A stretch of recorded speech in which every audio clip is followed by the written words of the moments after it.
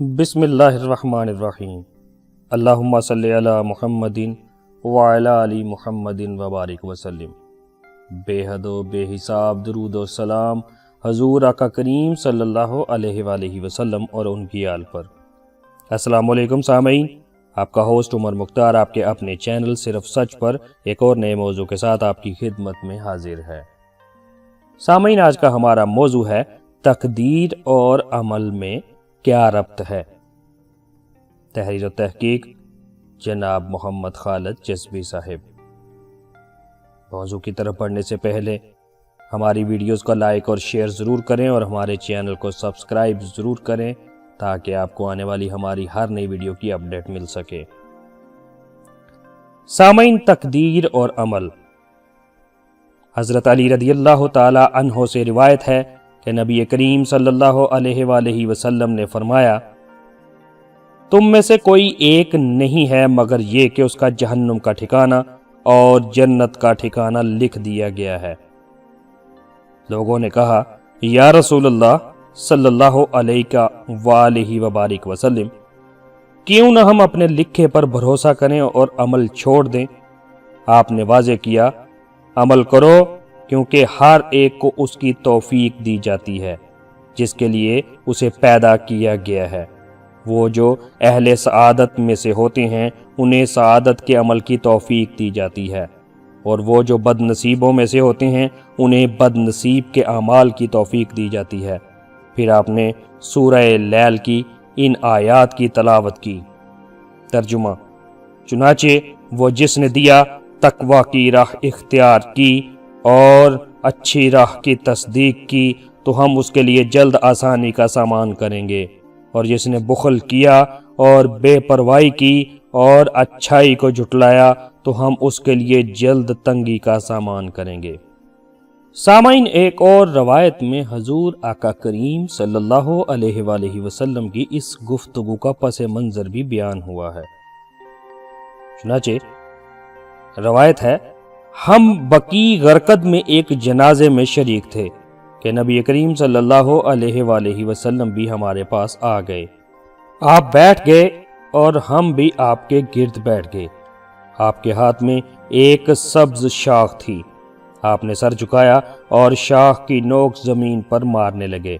پھر فرمایا، نہ تم میں سے کوئی ایسا ہے اور نہ پیدا ہونے والی کوئی جان ایسی ہے جس کا جنت یا جہنم میں ٹھکانہ اور جس کا شقی یا سعید ہونا لکھ نہ دیا گیا ہو۔ سامعین، اس روایت کے غور طلب پہلو تین ہیں۔ ایک یہ کہ انجام لکھ دیے جانے سے کیا مراد ہے۔ دوسرا یہ کہ انجام کے متعین ہونے کے باوجود نبی صلی اللہ علیہ وآلہ وسلم نے اس پر انحصار کو کیوں درست نہیں سمجھا۔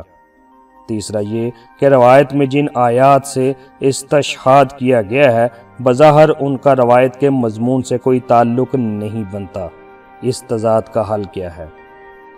سامعین، ہماری پچھلی ویڈیو تقدیر اور قسمت میں یہ وضاحت بیان کی جا چکی ہے کہ نیکی و بدی کا معاملہ سر تسر ہمارے اختیار میں ہے۔ قرآن مجید نے متعدد مقامات پر یہ بات بیان کی ہے کہ ہدایت و ضلالت کے معاملے میں اللہ تعالیٰ نے بنی نوع انسان کے لیے دونوں راہیں کھول رکھی ہیں۔ جو آدمی راہ حق کو اختیار کرنا چاہتا ہے اسے اس کی راہ میں کوئی رکاوٹ پیش نہیں آتی، اور جو برائی کی راہ اختیار کرنا چاہتا ہے اسے اس کا پورا موقع حاصل ہوتا ہے۔ چنانچہ روایات میں انجام کے لکھے جانے کے الفاظ سے یہ مطلب لینا کسی طرح درست نہیں ہے کہ اللہ تعالیٰ نے ہر شخص کا انجام پہلے سے متعین کر رکھا ہے۔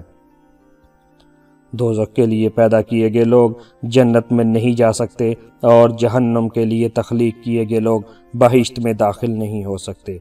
اس بیان کی اس کے علاوہ کوئی حقیقت نہیں ہو سکتی کہ اللہ تعالیٰ نے اپنے مستقبل کے علم کی بنیاد پر ہر شخص کی کارکردگی کو دیکھ لیا ہے اور اسے لکھ بھی دیا ہے۔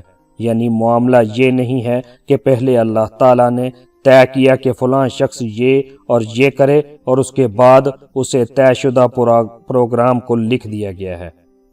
اس کے برعکس اللہ تعالیٰ نے انسان کو خیر و شر کے اختیار کرنے کی کامل آزادی دی، پھر اپنے علم جو ماضی، حال اور مستقبل سب پر حاوی ہے کی بنیاد پر یہ لکھ دیا کہ فلاں یہ اور یہ کرے گا، غرض یہ کہ یہ علم انسان کی آزادی ترک و اختیار پر کوئی قدغن عائد نہیں کرتا۔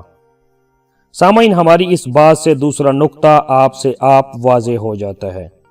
جب معاملہ جبر کا نہیں ہے، ہر انسان خیر و شر کے اختیار کرنے میں کامل آزاد ہے اور اس کا انجام اس کے کیے ہوئے اعمال پر منحصر ہے، تو نبی صلی اللہ علیہ وآلہ وسلم ترک عمل کی تلقین کسی طرح نہیں کر سکتے۔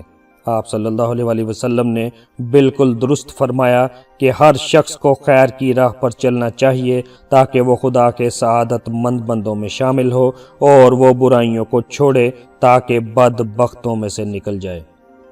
یہاں یہ بات واضح رہے کہ روایت میں یہ بات جن الفاظ میں کہی گئی ہے ان سے یہ مفہوم اخذ کرنا ناممکن ہے۔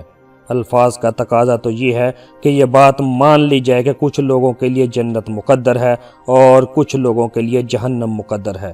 جنت والوں کو اچھے اعمال کی توفیق دی جاتی ہے اور جہنم والوں کو برے اعمال کے مواقع دیے جاتے ہیں۔ حدیث کے یہ الفاظ اور ان کا یہ مفہوم قرآن مجید کے صریحاً خلاف ہے، لہٰذا اس بات کو کسی صورت میں بھی نہیں مانا جا سکتا۔ ہمارا گمان ہے کہ نبی صلی اللہ علیہ وآلہ وسلم نے وہی بات فرمائی ہوگی جس کی تفصیل ہم نے پیچھے بیان کی ہے۔ قرینِ قیاس یہی لگتا ہے کہ روایت ہونے میں بات تبدیل ہو گئی ہے۔ سامعین، تیسرا نقطہ روایت کے ظاہری معنی اور آیات کے مفہوم کے تضاد سے متعلق ہے۔ پہلے آیات کے سیاق پر ایک نظر ڈال لیجئے۔ سورہ اللیل، ترجمہ۔